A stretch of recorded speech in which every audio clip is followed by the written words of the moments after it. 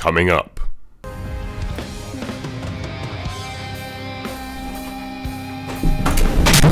Good morning, good afternoon, good evening. Welcome back to the CGS channel, where today we're ranking Risk of Rain. You may know me as the guy who ranked the Terraria Calamity soundtrack, or the guy who ranked the Ultra Cool soundtrack, or maybe even as the guy who bullies their green screen. But if you don't know me, that's fair enough, not many people do. But my name is CGS, I absolutely love music and professionally analysing them, and I'm very excited as we've got 20 tracks to go through. So let's get into the tiers now, as just having F, D, C, B, A, S and S plus is pretty boring, so instead we've got... It's the biggest piece of... I mean, it's alright. Hey, that's pretty good. Oh, let's go, that's class! It was perfect. Perfect. And as always, for S plus it is reserved for, in my opinion, the best OST in the game, otherwise known as... The GOAT! All of these tracks are composed by Chris Christodoulou, such a cool name by the way, who's a Greek composer best known for this OST, who I'd never heard of before this, so it'd be interesting to compare his style of music to the likes of Keegan Church, Hikita, DM Dakuru, etc. And one more very important thing before we get into the reactions, and I say this at the beginning of every series, but music is completely subjective. If you end up having a different opinion to me, that is absolutely fine. Please just keep it nice in the comments. But according to you guys, in previous rankings that I've done on the channel, generally I've had pretty good takes, so hopefully it is the same with this one too. But without further ado, let's listen, analyse and rank the Risk of Rain 2 OST for the first ever time with Through a Cloud Darkly. Let's go!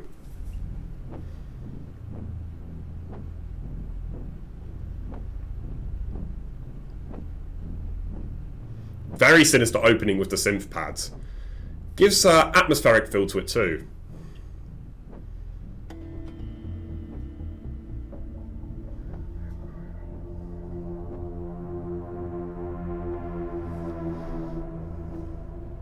Well, that was really interesting. In the middle of that segment, there was a pitch modulation that had a kind of alienated sound. By the way, a pitch modulation is the change of a note's pitch, which is how high or low a sound is, and that adds more depth to a normally fairly simple technique, which can then be expanded upon later through a trill, for example. Here you have what is called a pedal point, which is when one texture, in this case the pulse, stays constant and repetitive, whilst other textures around it continue to expand. A loss of synthesizer is used here, particularly in the lead.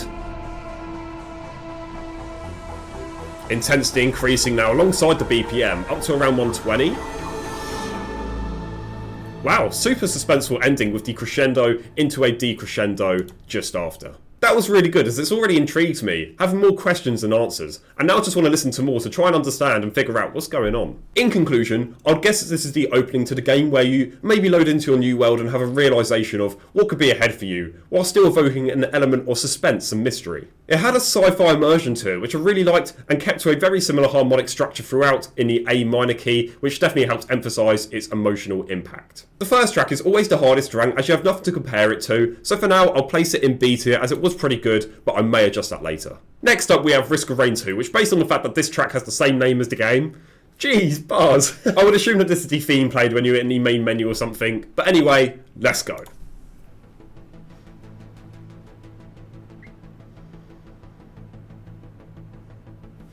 This uses really similar filtered drone pads to a track that I've used a fair bit on the channel when doing montages called Dark Utopia. This feels like a distant warning, as if this is just the calm before the storm, which is very fitting for a title theme.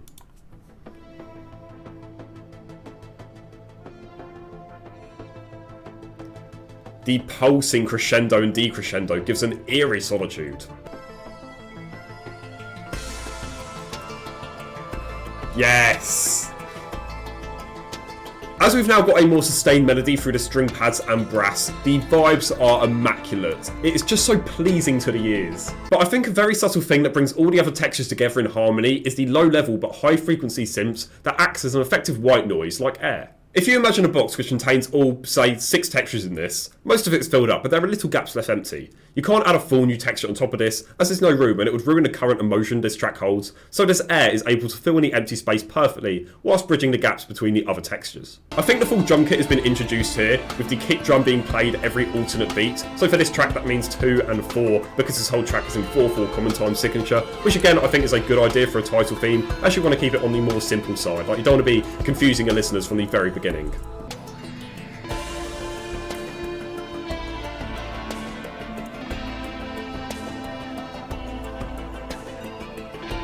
Over the course of the last minute or so, multiple textures, including the drums, have delayered, but they've all just come back now with full force and a much grander intent than before. It felt like there were two different melodies playing slightly offbeat from one another, which helps with the perception of depth. Either that, or there are two bars with slightly different octaves, which means when the alternate pitch is either double or half its frequency.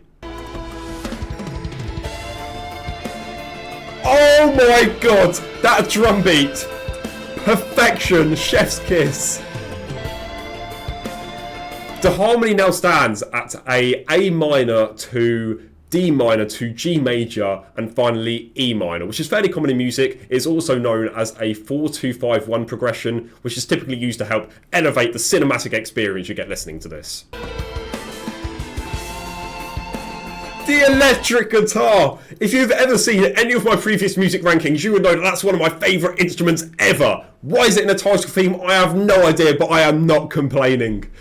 I do just wish we could have it as a solo though.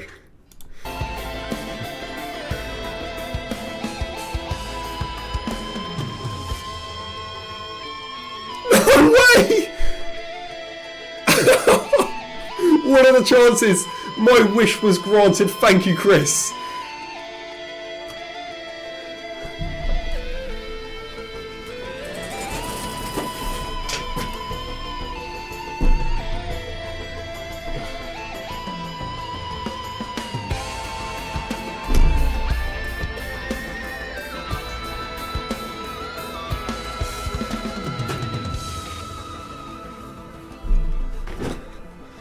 Wow, that was incredible. In conclusion, if this is a title theme, which I think it is, this is one of the best I have ever heard. The only problem I have is if I was playing this game, I wouldn't actually want to play it, as I just want to stay on the menu so I can listen to this some more. The fact that we're on just our second track of 20, and we are already putting this into S tier, shows that this OST is going to be very special.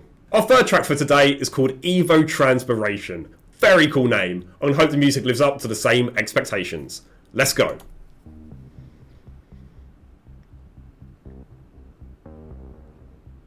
Chris really loves these synth pads, particularly in the A minor tonality.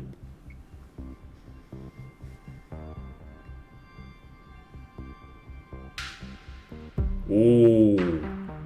That click could be a high frequency and reverberated snare drum, which alerts and awakens you, as the melody just before was quite smooth and relaxing, so maybe it's just there so I don't get led into a false sense of security. It's pretty difficult to decipher exactly what it is, but I will give you a little lesson and tell you about the term envelope, or sometimes just described as ASDR, which is an abbreviation of the 4 parameters attack, decay, sustain and release. Attack is how quickly a texture reaches its peak amplitude, whilst decay is the complete opposite, so it's how quickly a texture drops from its peak amplitude. And because this was quite a sharp texture, it was only around 20 milliseconds or so. Sustain is next, but be easier if I talk about release first, which is how quick a sound ends from releasing a key. So for example, if you think about tapping a piano note, there's usually a quarter to half a second where the note carries on, and typically this would be the same, or at least very similar amount of time to decay. And finally, sustain is not measured by time, but rather the amplitude of a sound for the entire hold time between the decay and release phases. For this, it'll be 0 as it just dies away. It sounds complicated, and I only learned this terminology recently, but it is simple once you wrap your head around it, and I hope you learned something new. But anyway, back to the track. I love it when Chris layers the textures, yet keeps a few percussive elements. It creates such a empty yet not alone sensation that I would maybe resonate with space, but I can tell there's a big drop coming any second.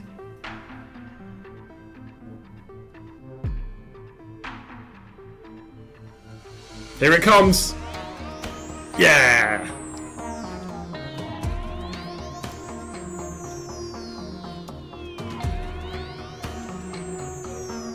Great use of the riser effect. It was probably implemented through a pitch portamento. Love that word. Now that is how you do a drop. Take everything I said about the last one and just square it. No, cube it. Electric guitar! No! You teased me. It is in me. In conclusion, I wasn't a huge fan of some of the high frequency synths in this one, as I felt just a little too dissonant. Most of the OST thus far has peaks at around 2 to 4 kHz, while this one peaked at 5, maybe even 6, which is where the human ears are most sensitive. I did like the 5/8 switch up on the time signature, which I believe is the first time we moved away from 4/4, which would help this track stand out, if it needed it, which it doesn't, as the drops already do that amazingly. Now that I've started to get a small grasp on what this OST is going to be like, I'm going to demote Through a Cloud Darkly to C tier and place this up in high B tier. Next up we have Thermodynamic Equilibrium. Yeah, these names are so awesome. Let's go.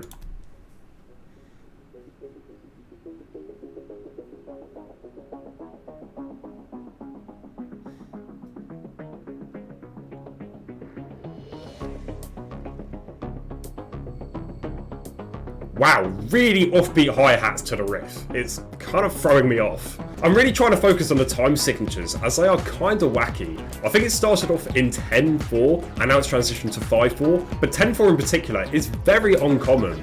I think the most famous use for it is by Radiohead with Everything in Its Right Place. But the whole OST so far has been very unique, particularly to other games that I've ranked on the channel.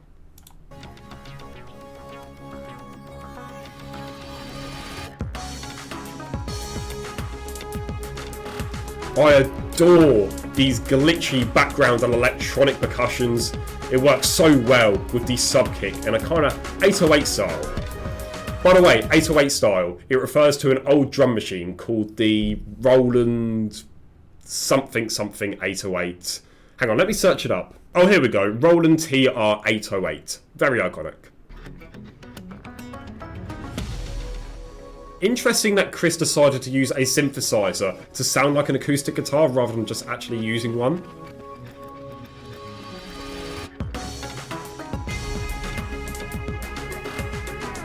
Good pivot to D minor, but overall this melody just isn't really doing too much for me, I'm afraid. In conclusion, with this track there was no equilibrium. It was very confusing on the brain unless you put your full focus and concentration on it, which obviously you don't want to be doing when playing a game as your full concentration should be on that instead. Chris almost teases a 4/4 for a single bar before feeding us back into a 5/4, whereas some other sections just consisted of 4/4 anyway, and overall it just felt confusing and a little bit off to me. I think the reverb was slightly overused, and I would have liked to see some more harmonic surprises through potentially layering in harsher textures to help spice up the melody and make it a bit more memorable. Thermodynamic Equilibrium, in my opinion, was definitely the worst OST we've heard so far, so I'm going to place it into D tier, as I believe it was... Now we've got Terra Pluviam. What does pluvium mean? Oh, it's just a Latin word for rain. Okay, so we are listening to land rain. Let's go.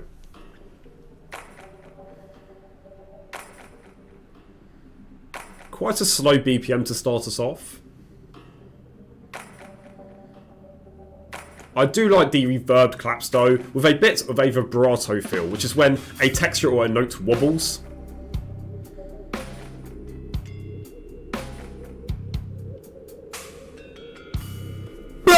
It's not quite the Calamity Bells, but it is, I think, the...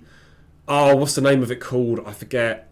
It's the one that originates from Indonesia in that area. Gamelan bells. That's it. Chris loves to use a full live drum set for the bridges, and incorporating that with the bells is just heavenly. No matter how advanced technology gets and how well softwares like Ableton Live, Logic Pro X, etc. are able to improve over time, nothing will ever beat live music when it is recorded with actual live instruments and not through a machine. I'll give you a direct gaming example that sits very close to my heart, and that is with Shroom Ridge in Mario Kart. This is what it sounds like when it's composed through a synthesizer.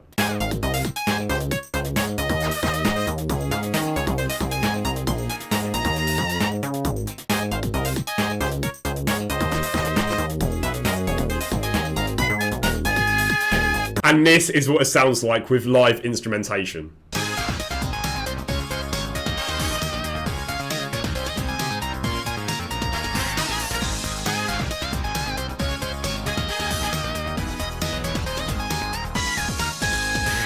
Even excluding the hardware limitations on the DS, the live is so much better, which is why I love the implementation of the live drums in this.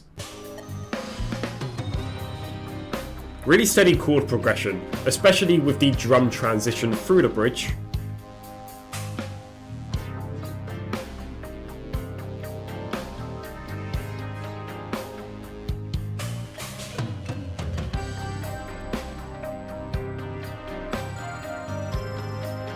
Oh my, that crystalline pluck was perfection. It was so glorious and elegant.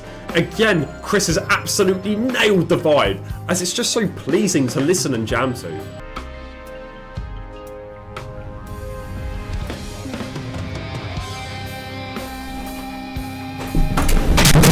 I now have an actual hole in my green screen and also just nearly paralysed myself. But what saved me was that electric guitar. It came in so suddenly, yet so extravagantly. It felt like a beam of light pierced straight through my monitor and into my heart, which fulfilled me with life and glory.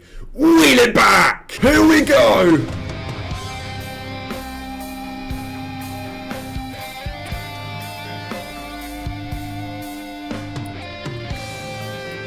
This is for sure the highlight of the OST so far. I have no idea on the context of the level other than the title Land Rain, but the guitar sparks a new, unfound hope. Like before you were in jeopardy if you succeed, but now you can sense, you can see the light at the end of the tunnel. It still keeps going.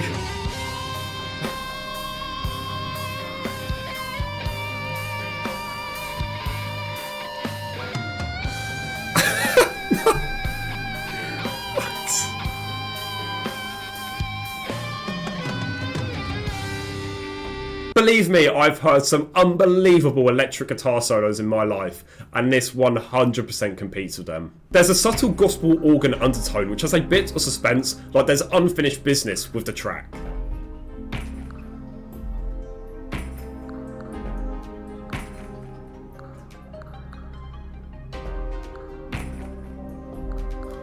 I feel like we are building up to one final drop to finish the track off. But there's no way it can be topped, not a chance.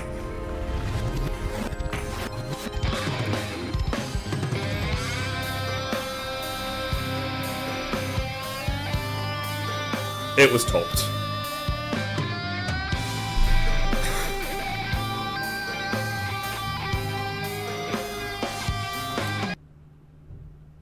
Wow, what a way to climax a track off. No, I'm not making that joke, shut up! The drum getting more love as well! Chris Christodoulou, take a bow, my friend. Thank you for blessing us with these solos.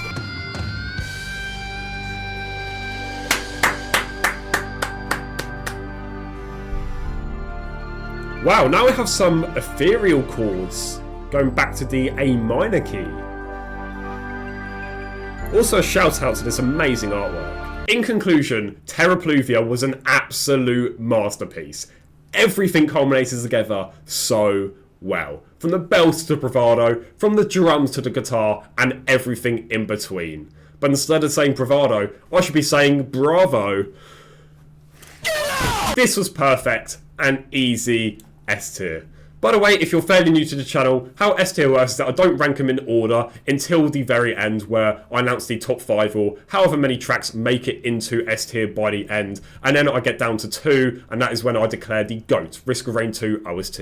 After that incredible track, let's have a little break with Comment of the Week. For those of you that don't know, this is an award I give out every week to my favourite comment from my previous video. However, you do have to be subscribed to be eligible. And a winner for Comment of the Week for this week goes to Egg!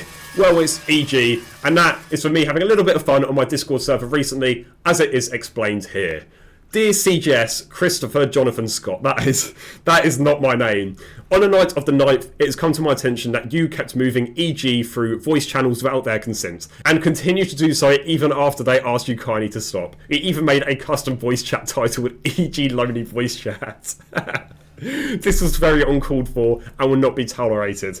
And on top of that, you asked all members in the voice chat to starboard it, further embarrassing EG. When EG questioned why you were doing this, you decided to pin the blame on Starry Luna, the server's vice owner, and when EG showed you that Luna was offline, you pinned the blame on Internium instead, the server's administrator. I think that was influenced by other people, but I'll take the blame for it, fair enough. All these actions you have done are very rude and very disrespectful. I expect a full-length apology from you and a 5-minute shout-out in your next video. What doesn't help is that I recently made a tier list of some of my members, which may have been a little bit targeted. So this is my apology, and I hope awarding you with Comment of the Week helps make up for it. By the way, this is all satire and joking around. No one was actually made upset or annoyed by anyone else's actions. But if you want to have a chance of winning comment of the week for my next video coming out next Sunday, all you have to do is subscribe and comment down below. I do also just want to give a quick shout out to my Discord server. I interact with you guys every day on there, and we've now just made a brand new Risk of Rain 2 channel. There are always different roles that you can earn. You can enjoy unique CGS emojis, stickers, icons. We do game nights, for example, last week I played Scribble.io with some of you, and much, much more. So if you want to join the Discord server and join the amazing community, all you have to do is click the Discord link down in the description or in my channel bio. I hope to see you there. Our next track is, I'm not 100% sure how to pronounce that, so you know who we're going to call. Julian Miguel, yeah! Köppen. Thank you, my goat. I'm also going to have to blur that last word, as I can't be losing out on the 10th of a penny that I'll probably earn from this video. That would be tragic. Anyway, let's go.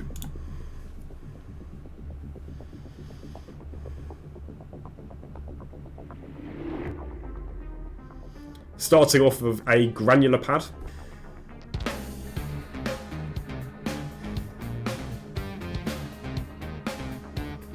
Very strong kick drums, and what I believe is a sine wave frequency to help give it a meteor sound. And that's only emphasised by the fact that there's no background ambience so far in this track. A mainstream song example of this would be, oh, I can't say his name as he's quite controversial. Oh, I also can't say his name because he's controversial too. Blinding Lights by the Weekend. He hasn't done or said anything outrageous, has he?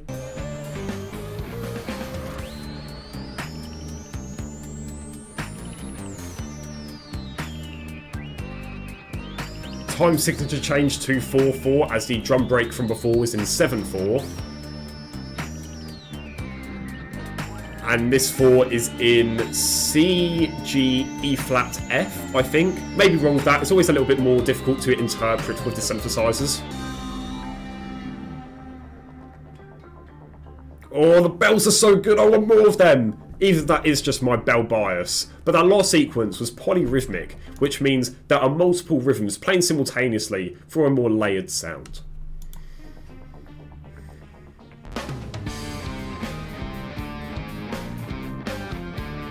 The full drum kit is back in anger, bringing with it a higher BPM for the rhythmic build.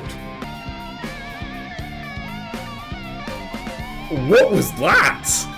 I think we need to check in on Chris, as he might have just had a stroke. Seriously though, I can see the vision of harmonic conflict, but it just resulted in tritones that were far too dissonant for me. Mr. Christodoulou, show me what you got!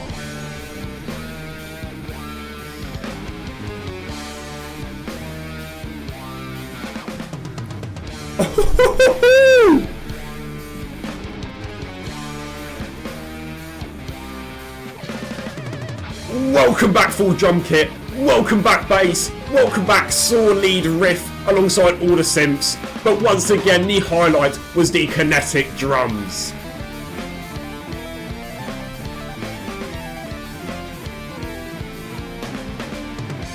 This feels illegal. How has Chris just brought back an entire era worth of music of like 70s prog rock? And he's just running with it like never before. Hello everyone and welcome back to your daily dose of electric guitar.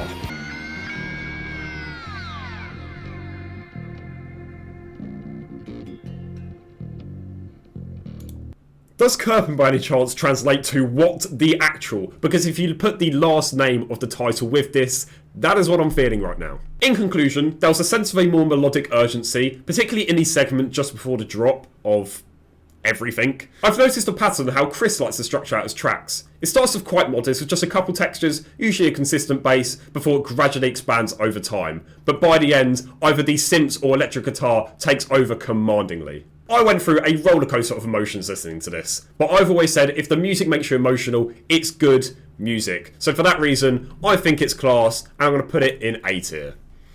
Actually no, it breaks a PG rule that I usually break myself anyway. This is the biggest piece of. Now we have Disdrometer. What does that mean? A device used to measure the size and velocity of falling raindrops and other precipitation particles. Okay, well maybe in this level you have to build one or fix a broken one. I'm not sure. Either way, let's go.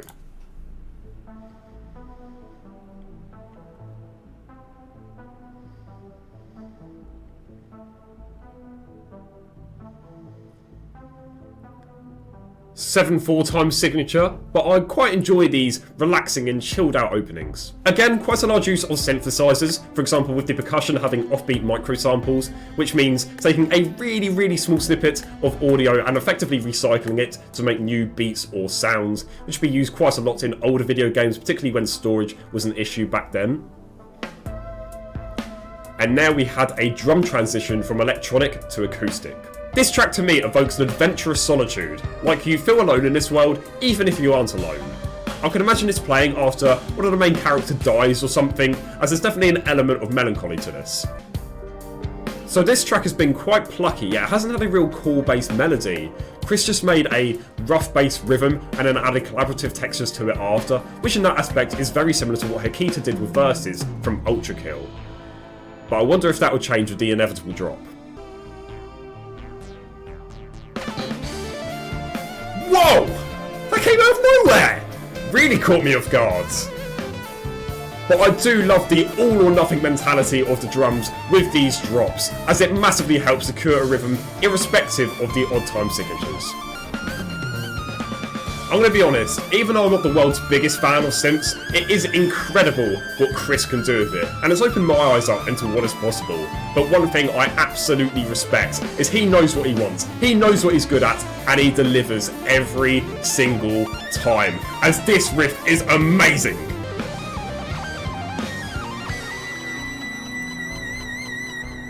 Yeah! He totally killed that. I always do love the delayering at the end, especially after a long synth sequence. First it was the synth guitar from the effective chorus, then it was the organ and drums, the lead, and finally the bass. It's such an elegant way to wind down and conclude the track.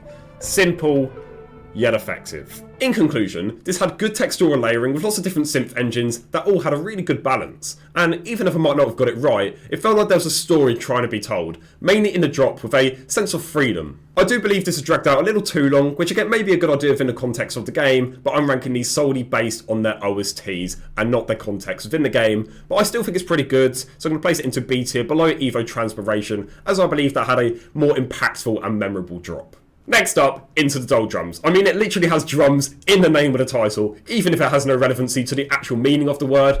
But anyway, I'm yapping, so let's go.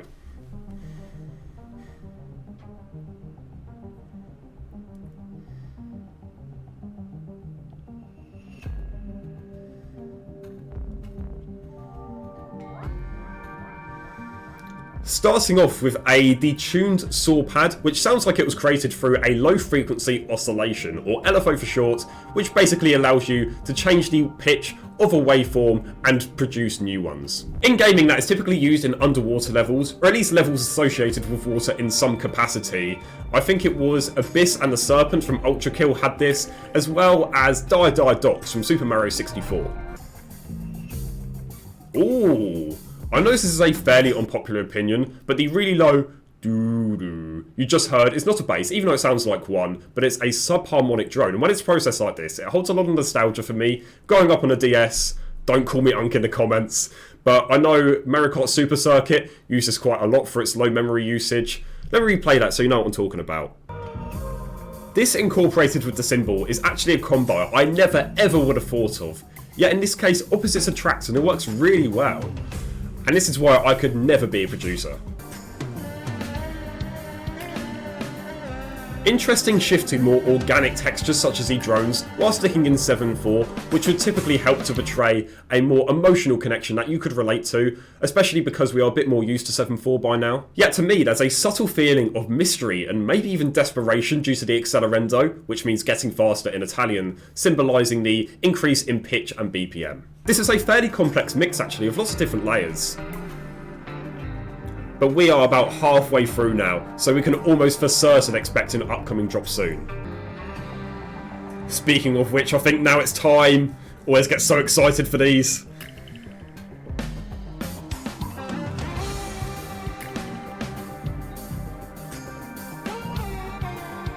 I think the best way I could describe how I'm feeling listening to this is warmth.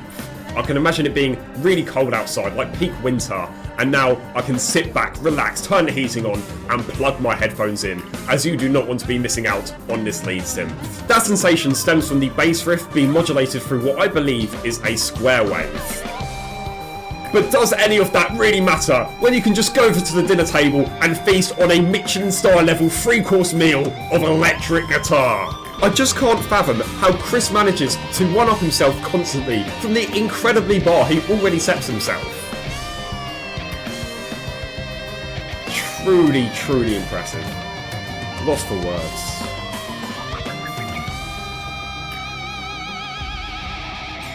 Wow. In conclusion, again this track had great vibes. The way it was built up through the synths and harmonisers on the guitar, for example, were magical. But the double solo was out of this world. Chris is quite smart with his structure, as alternating sparse and full band sections helps maintain listener engagement, despite the length of these tracks being quite long. But overall, I'd describe Into the Doldrums as a homey and dreamy masterpiece that tells its own story, yet it's also able to listen and relate to yours no matter how left field it may be. So for that reason, it's going to the top of A tier. Now we have a Glacier Eventually Farts, or as it just says here, Glacier Farts. I might just have to put this up in GOAT tier just for the name. But it also follows it up with And Don't You Listen to the Song of Life. Okay Chris, noted. Let's go.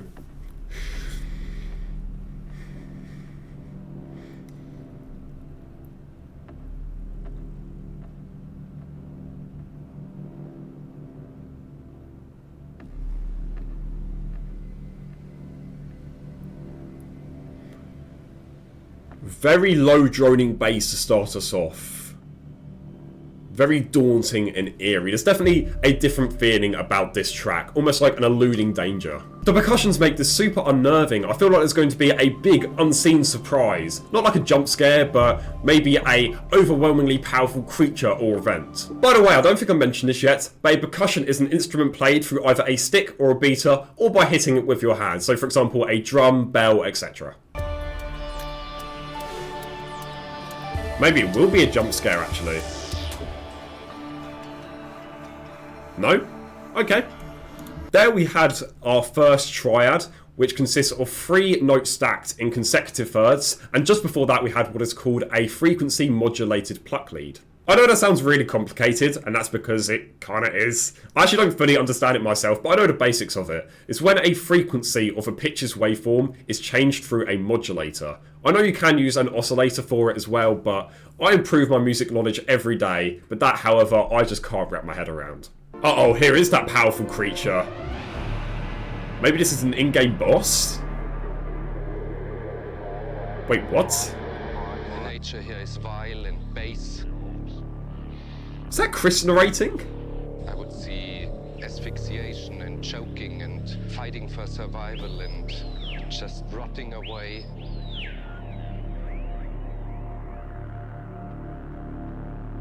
Of course, there's a lot of misery. The trees here are in misery and the birds are in misery. I don't think they sing, they just screech in pain. Damn. But it is the same misery that is all around us. Whoa.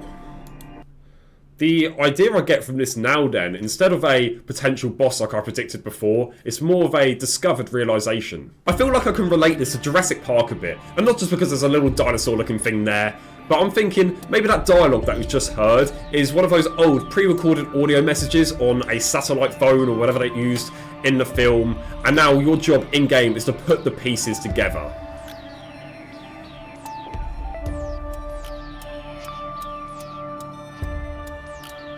We've returned back to D major now, which sparks an element of hope.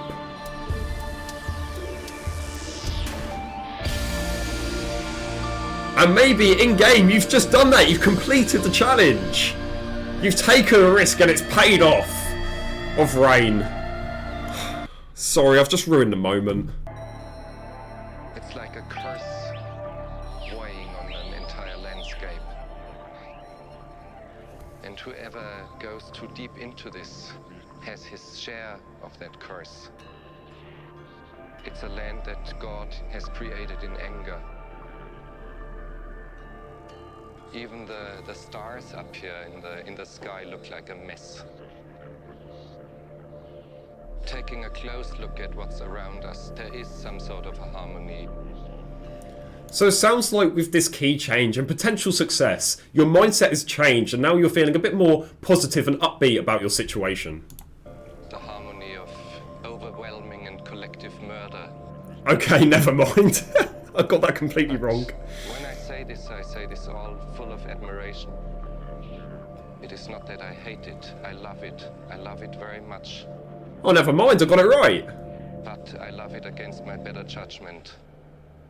Okay, well I'm just going to shut up now because I clearly have no idea what I'm talking about. In conclusion, this was definitely the most unique track today. This also used low frequency oscillation, so maybe this whole area of the game involves water in some way or capacity, although don't quote me on that because I've come up with a lot of ideas on what this track could represent in game and they could all be wrong. I was really glad to see, or hear, more live drums being used. It was nice and clear with these cymbals in particular, but also there were some other textures that really stood out to me outside of the obvious guitar, such as the bass and bravado. I thought a Glacier Eventually Farts would be a bit of a jokey track based on its name, but I could not have been more wrong. This is the hardest one to rank for me so far. The storytelling was incredible, and I had a lot of fun trying to predict the context of the level in-game. But in terms of the actual music, I mean it was alright, so I'll place it into C tier, above Through a Cloud Darkly. Our 10th track out of 20 now, so after this we'll be halfway through with Nocturnal Emission. What does that mean? Ah!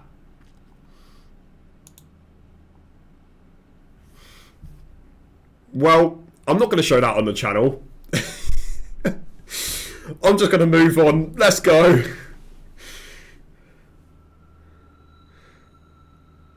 Something wicked? No, but very eerie and daunting. Complete opposite to what I expected after seeing that title. So far, an organic light percussion, which works well with the synth bass. I'd say we're around 95-100 beats per minute, which is slightly below average for this OST, so I think the track is trying to get you to focus more on the level/stage. This has also been quite unique, but this time for its lack of drum pattern. On most tracks before, you'd often hear it consistently every 4th bar, for example, or maybe a snare hit every 1st and 3rd, but here it's a lot more random. I can imagine this is used to represent exploration through a new area in-game, as both you and the drums haven't quite found their feet yet. This is such a fascinating track.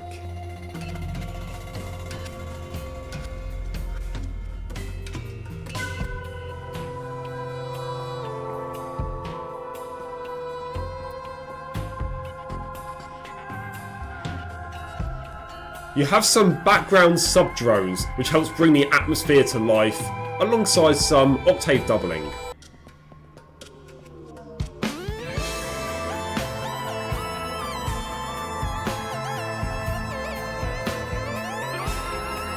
Oh damn, the synth is going crazy!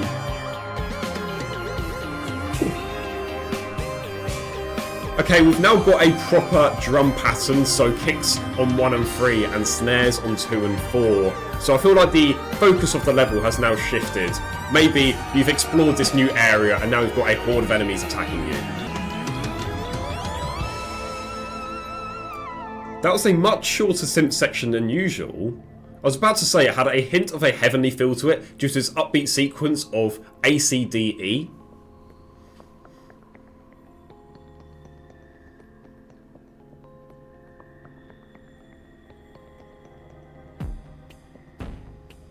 Oh, very crunchy 16-bit beat there.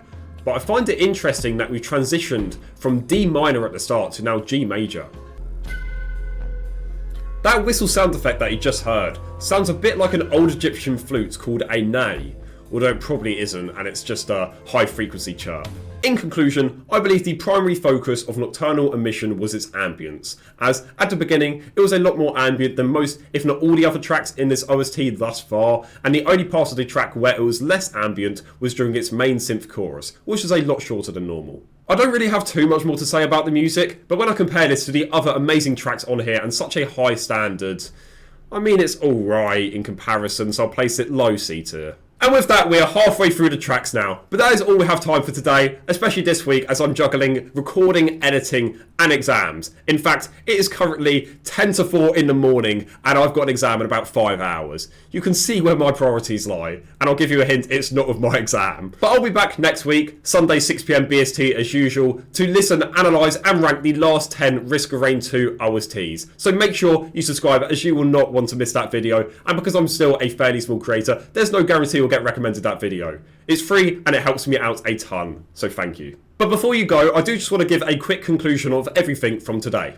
Most of these tracks that we listened to today do have a similar layout to regular mainstream songs, with an intro, a bridge into the chorus, tuning back for another effective verse, before the chorus again, now just more exaggerated for the finale. I think this could be used to portray a feeling of suspense, especially if this does resonate in game. For example, you're taking on a big enemy, so the chorus starts playing for the first time, and you barely make it through, you barely survive. The textures now get removed, so you gather your surroundings, and as the beat starts to pick up again, you realise this is not the end, and it's only going to get more intense, as I've got an even bigger challenge ahead of me. So far, I've been incredibly impressed by Chris Christodoulou.